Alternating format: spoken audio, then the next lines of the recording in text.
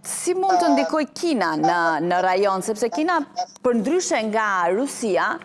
është një vend që operon kryesisht në nivelin ekonomik, pra bën atë që quhet pushtimi but, apo lufta e zgjuar, jo e hapur me siç e bën përgjithsisht Rusia. Çështja tani më që Kina e ka gjetur një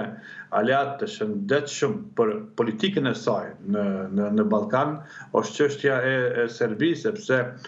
veç faktin që Serbia ka tentuar që të tërhiqet nga pozicionimi tradicional me Moskën zyrtare në periudhën që kemi lënë pas dhe gjeti në një aleati të dytë të fuqishëm me ingerenca edhe në Këshillin e Sigurisë të Kombeve të Bashkuara,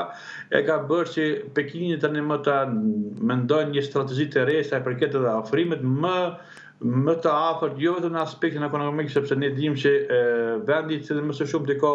marrëdhënie tregtare në ballkonin perëndimor është Serbia me Kinën, vendi i cili ka një mundësi operacionale edhe të krediteve të buta që vijnë nga Banka Popullore Kineze në Serbi kanë një hapësirë për të vepruar dhe për të ndikuar. Tani Kina është duke menduar që të avancojë këtë çështje të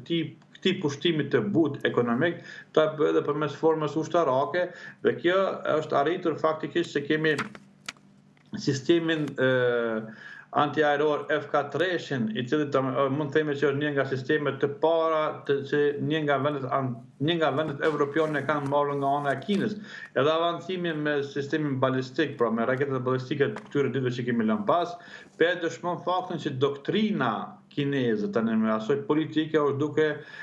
kuptuar qartë mundësinë e vrazhdilitetit të brendshëm politik të Beogradit, që me pastaj në këtë vrazhdilitet të dobët të Beogradit mund të ripozicionoj pozicionin e saj dhe të ketë një derë në drejtim të pushtimit më tutjeshëm të but ekonomik në ballkonin perëndimor dhe më tutje.